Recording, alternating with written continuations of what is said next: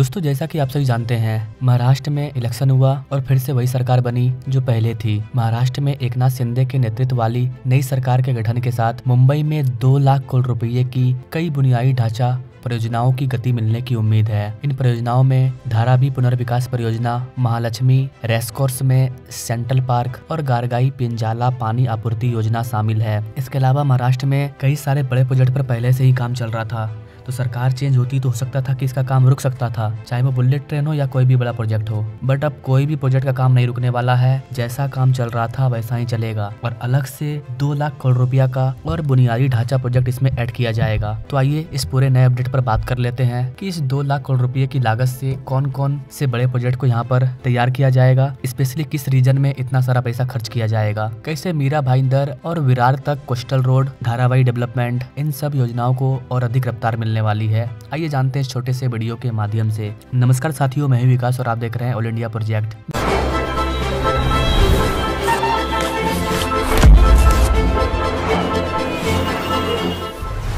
दोस्तों पिछले महायुति सरकार के दौरान राज्य में बड़े पैमाने पर इंफ्रास्ट्रक्चर के काम शुरू हुए थे।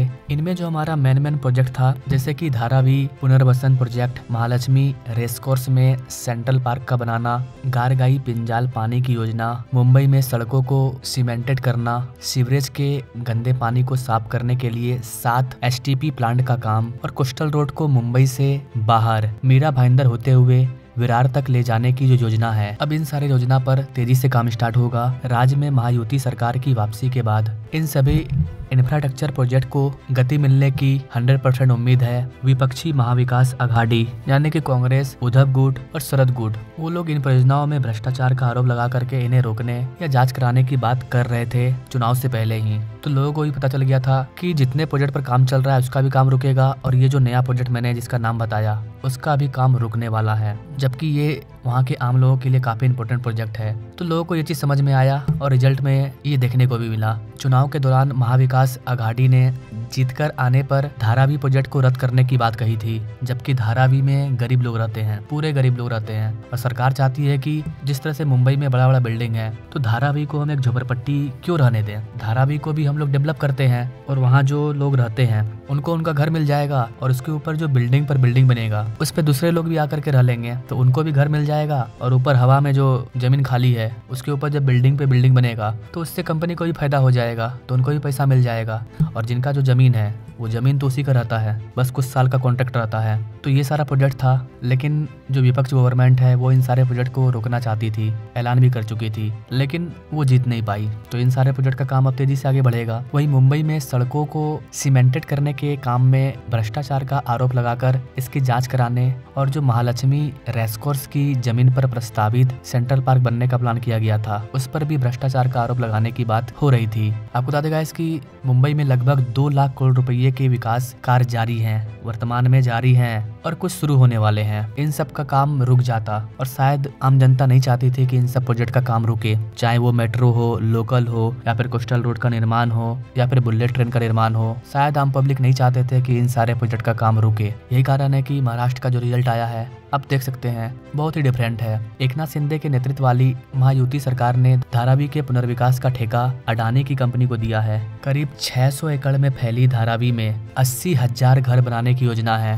तो ये जो 80,000 घर बनेगा ये किसको मिलेगा? वहाँ पर जो लोग रह रहे हैं उनको मिलेगा। जिस दिन से यह प्रोजेक्ट अडानी को दिया गया उसी दिन से उद्धव ठाकरे और कांग्रेस ने लाखों करोड़ रुपये के घोटाले का आरोप लगाया था और राहुल गांधी ने BKC के मैदान से कहा था कि धारावी में 1 लाख करोड़ रुपये की जमीन मुंबई करों से छीनी जा रही है और छीन कर एक अरबपति को दी जा रही है। उन्होंने कहा था कि हमारी सरकार आने पर हम इसे रद्द कर देंगे। हो सकता है जनता को उनकी ये बात पसंद नहीं आई, जनता चाहती होगी यहाँ पर घर बने। यही कारण है कि राज्य में अब फिर से महायुति सरकार बनने जा रही है। उम्मीद है कि नई सरकार के गठन के बाद धारावी प्रोजेक्ट को आगे मिलेगा। अगर विदेश से कोई भी आता है तो वो जानता है कि मुंबई सबसे बड़ा शहर है और ऐसे में धारावी में झोपड़पट्टी का होना ये हमारे देश की छवि को खराब करता है। तो यहाँ पर भी हम लोग मुंबई के जैसा बाकी शहरों के जैसा नया शहर बना दे तो कितना अच्छा होगा। इसके अलावा गाइस आपको बता दें कि महालक्ष्मी रेस कोर्स की जो 120 एकड़ और मुंबई कोस्टल रोड प्रोजेक्ट की 175 एकड़ जमीन को मिलाकर बढ़ाकर 300 एकड़ के क्षेत्र में अंतर्राष्ट्रीय स्तर पर मुंबई सेंट्रल पब्लिक पार्क बनाया जा रहा है। मुख्यमंत्री एकनाथ शिंदे के देखरेख में इस प्रोजेक्ट को आगे बढ़ाया गया है, जबकि उद्धव सेना के आदित्य ठाकरे ने रेसकोर्स की जमीन मुख्यमंत्री के करीबी ठेकेदारों को देने का आरोप लगाकर इस वाले प्रोजेक्ट का भी विरोध किया था। सेंट्रल पार्क को अमेरिका के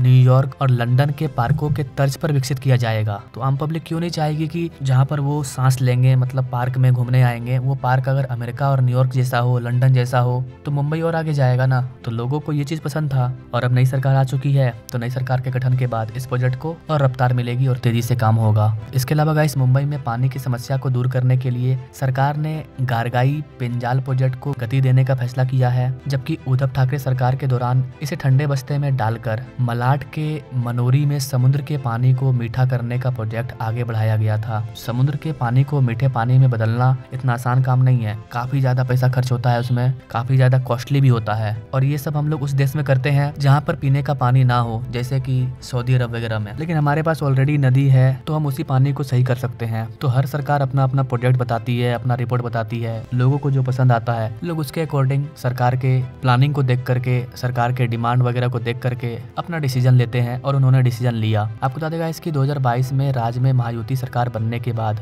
गारगाई पिंजाल प्रोजेक्ट को आगे बढ़ाया गया। इस प्रोजेक्ट के शुरू होने से मुंबई को प्रतिदिन 450 MLD पानी मिलने की उम्मीद है। नई सरकार इस प्रोजेक्ट की राह में आ रही अड़चन को दूर कर जल्द से जल्द काम शुरू करवाएगी, ऐसा BMC को उम्मीद है। इसके अलावा मुंबई की सड़कों को गड्ढा मुक्त करना मुख्यमंत्री एकनाथ शिंदे का एक ड्रीम प्रोजेक्ट है।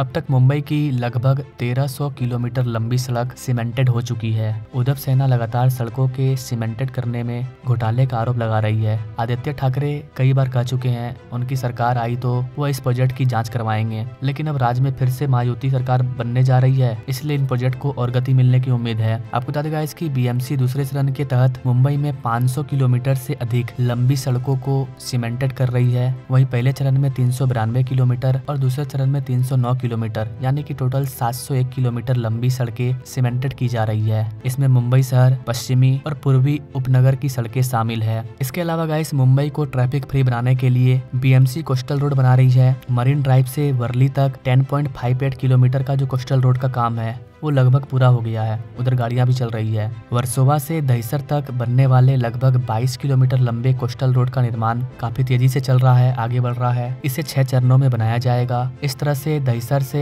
मीरा भाईंदर तक लगभग 6 किलोमीटर लंबे रोड का काम भी जल्दी शुरू होने का उम्मीद है। इसके अलावा एक वीडियो मैंने आपको बताया था ना इलेक्शन होने से पहले ही कि 54,000 करोड़ रुपया के लागत से मुंबई कोस्टल रोड का और विस्तार किया जाएगा। तो जिस सरकार ने दावा किया था उसी की सरकार बन चुकी है, तो आगे इस प्रोजेक्ट को भी गति मिलेगा। सरकार का कहना है कि ये जो कोस्टल रोड है इसका विस्तार विरार तक किया जाएगा। नई सरकार के गठन के बाद इस तरह के जितने भी विकास कार्य हैं, चाहे वो मुंबई हो या पूरा महाराष्ट्र हो, उनमें तेज गति मिलने वाली है। तो गाइस, आपको क्या लगता है जिस तरह से आगे वर्तमान गवर्नमेंट ने चीजों को आगे बढ़ाया है, क्या वो उसी तरह से काम आगे बढ़ेगा या सिर्फ एक पॉलिटिकल दिखावा बन जाएगा, या सच में महाराष्ट्र में काम हो रहा है? आप महाराष्ट्र से हैं तो आप अपने राय कमेंट बॉक्स में जरूर दीजिए, और ऐसे ही इंटरेस्टिंग अपडेट के लिए हमारे चैनल से जो जुड़िए। बाकी मिलेंगे हम लोग नेक्स्ट वीडियो में, तब तक के लिए जय हिंद।